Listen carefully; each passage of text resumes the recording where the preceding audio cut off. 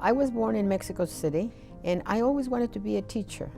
I saw that there was an opportunity to come to the United States, and to my shock and surprise, I got the admission saying you had been admitted to the University of Illinois, and you have an internship. That means that I was going to be teaching Spanish, and at the same time I was going to be getting my master's in education. And there I was very lucky because I met my husband. So I went to the YMCA on a Saturday evening when they had a graduate student mixer, and I met Senorita Teresa Rios from Mexico. And she was a very attractive girl, and so I made an effort to see her again and again and again. We had our 4 children in reasonably rapid succession, about 4.5 years between number 1 and number 4. So my first job was teaching Spanish. So I was 15 years being in the classroom, being a teacher. An interesting phenomenon occurred that the underprivileged of Mexico and Central America and Latin America came here. And I was very lucky that the ESOL department at that time had these positions of parent resource teacher, in which you have to be working with the parents, because working with the parents is very important. They have a lot of barriers, especially the language. So we help them to how to navigate the school system, how to communicate with the school staff. The reason I work with the students is because, you see, when a parent tells me, you know, Mrs. Gonzalez or Mrs. Perez, whoever, you know, I need help with my child, I have to know that child. How am I going to help her with Juan or Pedro Maria if I don't know Juan, Pedro, Maria? So every time I had any kind of not only discipline issue, but support where students wouldn't attend, and we would find out it was for reasons of lack of transportation, didn't have clothing, food. You know, you just go to Teresa. She's, no kidding, a lot of people call her Mother Teresa, and it's the truth. She really knows how to find resources for kids. She will go way beyond the call of duty to help any child, any family. And you can see how important she is in their lives. You can see that they look for her in the hallways. The parents look for her. The parents call looking for Teresa because they know whatever the problem is, if they go to Teresa, if she won't be able to solve that problem, they know she will do everything she can to find someone who will help them with that problem. Well, I've worked with Teresa for the past 13 years, and to this date, I still think that Teresa has been cloned. People would say, well, what vitamins does your mother take? She's like a burst of energy. She's got more energy, I think, than everybody I know. And so she takes that energy and that love and gives it to others. Teresa's passion are the young people that she works with. Teresa calls them, they're our children, that's what she says. She has tens of thousands of children. She really, truly does. And she has expectations for every single one of them, the same expectations that she has for her own biological children. She always has had a kind of a soft spot for those children who are difficult to love. But the students that everybody seem not to want, those are the students that Teresa is reaching out constantly, day and even nighttime. We have children that have fled civil strife in their home countries, children that are separated. Half of the family is in their home country and the other half of the family is here. So she deals with those challenges that those young people have on a daily basis. Students have given up, and she's brought them back.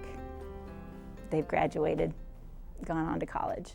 And I have to convince the kids first, before doing their math or science or whatever, that they are important, that they are special, and that they can do anything they want to. She tells me how special I am, things like that, and she makes you feel good about yourself, and that pushes you. Physically, yes, I've been dragged by the ear by her, but not like, obviously, like not something, you know, like literally like that would hurt me. But it's just like, for me, it's like her little signature move, I guess. She would always just like grab my ear and just tell me like, you have to go to class, or you have to do this, or get this paper in. She'll sometimes check on me when I was doing kind of bad, and then she'll like kind of tell my mom to like straighten me up. She usually talks to my parents either on the phone or whenever my parents come to school. Sometimes she goes to my house. She has been the grandma figure that I haven't had because my grandma is all the way in my country. She has been there the whole time, like advising and just supporting us, making us laugh, giving us hope. And that's why people love her, because she always has an answer and hope for everything. You know, you want to do this, you will do it. It's not you're gonna do it, you will do it. She's not afraid to ask for anything. And people don't say no to Teresa Wright. And the reason people don't say no to Teresa Wright is because, first, she never asks for anything for herself, and she will always ask for something that's on behalf of another young person or their family member. She commissions you. She finds somebody and she says, oh, I know how you can help me. And then she gets them linked into her vision, and next thing you know, they're working on projects that Teresa has designed. If she wants something, she'll tell you, she'll come up and say, I need you to do this. And you want to help her because you believe in what she's doing, because she's engaged you in a way of saying, this is not just important to me, this is important to you, this is important to us. Teresa has these dinners in her home because she believes in, again, the power of community and the power of dialogue. And she assembles her groups of people and she feeds them, and then she says, now let's get down to work. I think one of the major organizational accomplishments she made was to help establish the Teen Mom Center in Gaithersburg. I was that teen girl that had gotten pregnant and wanted to drop out of school. And Mrs. Wright came to me and she said, you're staying in school, Lisette, and this is our plan. And she said, we're gonna go into the teen parent program, we're gonna find daycare for you, and you're staying in school and finishing high school. And she helped me access college. I was able to get a scholarship to go into Montgomery College. And then afterwards, I was able to enroll at the University of Maryland University College for my bachelor's. And throughout this whole time, she's been there for me as a great support emotionally, and with resources and all this financial aid information that I would not have had access to if it weren't for her. Teresa finds a way of getting students ready for college, getting students supported to go to college and be in college, and then when they finish, she's out there also helping getting them jobs. And I think you'll talk to a lot of students who will say, she took me by the hand and took me down to the Career Center. Teresa Wright was a key person in order to get me into Montgomery College. One of the things that she always kept saying was, andale, andale, mijo, which basically is a way to encourage you to keep moving and not feel comfortable with where you are, but always try to make something better out of yourself. So she just basically became a secondary parent to me after the death of my father. Even today, you know, sometimes she'll call me and say, how are you, mija, what's going on? And she always checks up on me. And so I think what she gave me is what every kid wants, and that is somebody who loves them and accepts them for who they are.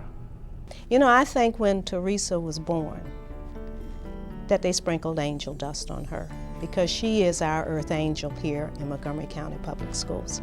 She has this amazing way of reaching out to people and touching people and just wrapping everybody in her loving arms. Teresa just puts a feeling of calm, security, and a can-do attitude, and instills that in everyone she comes into contact with. She's so selfless about doing for this community. And she's an example to follow. And if I can be one day half the person that she is, I think I'll call myself successful. I want to thank Teresa Wright for being there when I needed her the most. She's like a mother to me.